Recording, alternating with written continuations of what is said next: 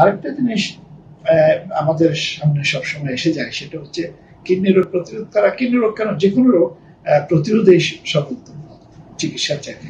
আর kidney রোগের ক্ষেত্রে এটা আরো বেশি সত্যি এই কারণে যে কিডনি রোগের যে চিকিৎসাগুলো আছে, যেমন ডায়ালাইসিস, কিডনি অকেজো হয়ে গেলে, এবং কিডনি প্রতিস্থাপন যেটা কিডনি ট্রান্সপ্লান্টেশন বা কিডনি সংযোজন, দুটোই খুব ব্যয়বহুল। আমাদের মতো দেশে কোনো ব্যক্তির পক্ষে বেশিরভাগ ক্ষেত্রে এই রোগের ব্যয়ভার, চিকিৎসার ব্যয়ভার বহন করা সম্ভব হয় না।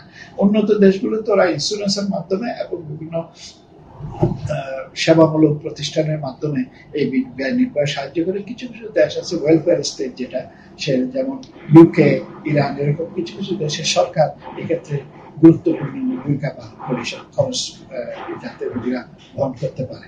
এখন কথা হচ্ছে ডায়ালাইসিস ছাড়া কি চিকিৎসা আছে? ডায়ালাইসিস ছাড়া চিকিৎসা, যেগুলো আমি একটু আগে বলছিলাম, যে ডায়াবেটিস চিকিৎসা করা, নেফ্রাইটিস হলে তার চিকিৎসা করা, এগুলো যদি করে আমরা রোগীকে ডায়ালাইসিসের দ্বার প্রান্তে যাওয়া থেকে বিরত রাখতে পারি, তাহলে এই চিকিৎসা সম্ভব। এছাড়া ডায়ালাইসিস ছাড়া আর যেটা হয়, যে যখন কিডনি সম্পূর্ণ অকেজো হয়ে যায়, তার কিডনির ফাংশন শতকরা 10 ভাগেরও নিচে নেমে যায়, তখন কিডনি সংযোজন অথবা ডায়ালাইসিস করার প্রশ্ন আছে। সেখানেও সমস্যা থেকে যায়। এক হলো কিডনি সংযোজন একটি ব্যয়বহুল ব্যবস্থা। দ্বিতীয় হচ্ছে, এখানে আমাদের দেশে বিশেষ করে যে আইন আছে, তাতে নিকট আত্মীয় অর্থাৎ রক্ত সম্পর্কিত কেউ যদি কিডনি দান করে, দাতা হিসেবে এগিয়ে আসে, তাহলে কিডনি রোগাক্রান্ত রোগীর কিডনি সংযোজন সম্ভব। আমাদের দেশে আমরা বঙ্গবন্ধু শেখ মুজিব মেডিকেল বিশ্ববিদ্যালয়ে প্রতি সপ্তাহে একটি করে কিডনি সংযোজন করে থাকি।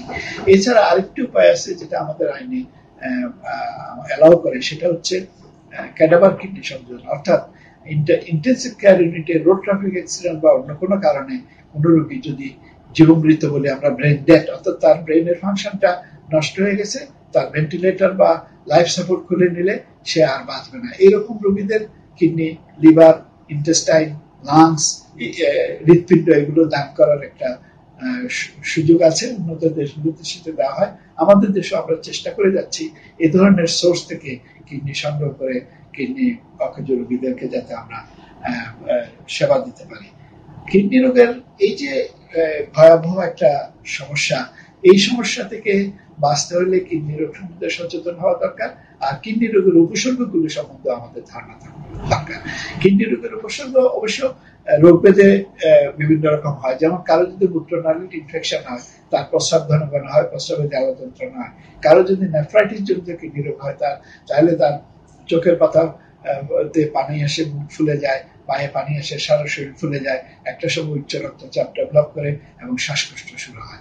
ডায়াবেটিস জনিত বা উচ্চ রক্তচাপ জনিত কিডনি রোগ যখন হয়, সেটা অনেক দিন ধরে ডায়াবেটিস বা উচ্চ রক্তচাপে ভুগলে সাধারণত হয়। সেক্ষেত্রেও শরীরে পানি আসে, প্রস্রাবে অ্যালবুমিন নির্গত হয় এবং রক্তে ক্রিয়েটিনিন এবং এগুলো বেড়ে যায়।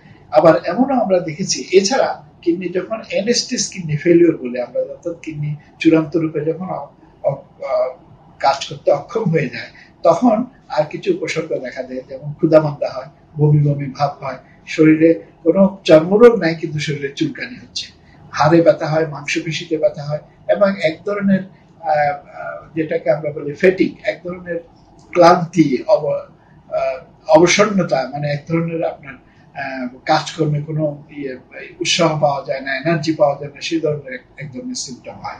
আবার এমনও দেখা গেছে যে কিডনি রোগী তার সাধারণত আমরা যেটা দেখেছি, এটা বৈজ্ঞানিকভাবে সত্য, যে কিডনির 50% শতকরা কিডনির ফাংশন নষ্ট হওয়ার পরে রক্তে ক্রিয়েটিনিন বাড়ে, এবং শতকরা 70-80 ভাগ নষ্ট হয়ে গেলে পরে তখন কিছু কিছু উপসর্গ দেখা দেয়, তখন রোগীরা ডাক্তারের কাছে যায়। তবে এমনও দেখা গেছে কিডনি প্রায় সম্পূর্ণ 90 ভাগ বা 95 ভাগ নষ্ট হয়ে গেছে, কিন্তু কোনো উপসর্গ দেখা যাচ্ছে না এবং রোগী বুঝতেও পারছে না। সেক্ষেত্রে অনেক সময় দেখা যায় ইন্স্যুরেন্সের জন্য চেক আপ করতে গিয়ে বা বিদেশে যাওয়ার জন্য, চাকরির জন্য বিদেশে যাওয়ার ক্ষেত্রে, যেটা আমরা মধ্যপ্রাচ্যের বিভিন্ন দেশে আমাদের জনসাধারণ যায়, সেটার জন্য চেক আপ করতে গিয়ে দেখা গেল তার কিডনি দুটো সম্পূর্ণ নষ্ট। এইভাবে আমরা এক কথায় বলতে পারি কিডনি রোগ সম্পূর্ণ বিকল হয়ে যেতে পারে কোনো উপসর্গ ছাড়াই। আবার যে উপসর্গগুলো আমি উল্লেখ করলাম সেগুলো সহকারে কিডনি রোগ বিকল হতে পারে। এছাড়া আরেকটা সমস্যা দেখা দেয়, যেটা একটু আগে আমি বলছিলাম, মূত্রনালীর ইনফেকশনের বিষয়টি। যদি কোনো ছোট বাচ্চা, বিশেষ করে 5 বছরের কম বয়সী কোনো বাচ্চার যদি মূত্রনালীর ইনফেকশন মেয়েদের ক্ষেত্রে 2 বারের অধিক হলে এবং ছেলে বাচ্চাদের ক্ষেত্রে 1 বারের অধিক হলে তাকে অবশ্যই খুব যত্ন সহকারে পরীক্ষা নিরীক্ষা করতে হবে, যাতে তার কিডনি বা মূত্রনালীতে কোনো অস্বাভাবিকতা আছে কিনা সেটা নির্ণয় করা যাবে। Ultrasonography, MCU, urine routine culture ইত্যাদি পরীক্ষার মাধ্যমে এগুলি নির্ণয় করা যায়। এগুলো যদি যথাসময়ে অর্থাৎ কম বয়সে নির্ণয় করা যায় এবং চিকিৎসা করা যায়, বাচ্চা ভালো থাকে। কিন্তু যদি এটা আনডিটেক্টেড থাকে, যে এই রোগটা নির্ণয় করা যায়নি, তাহলে পূর্ণ বয়সে প্রাপ্ত বয়সে গিয়ে সে বাচ্চার ক্রনিক কিডনি রোগ হয়ে যেতে পারে, যেটার কারণ হয়তো বুঝতে গেলে দেখা যাবে বাচ্চা বয়সে সেই ইনফেকশনের কারণ।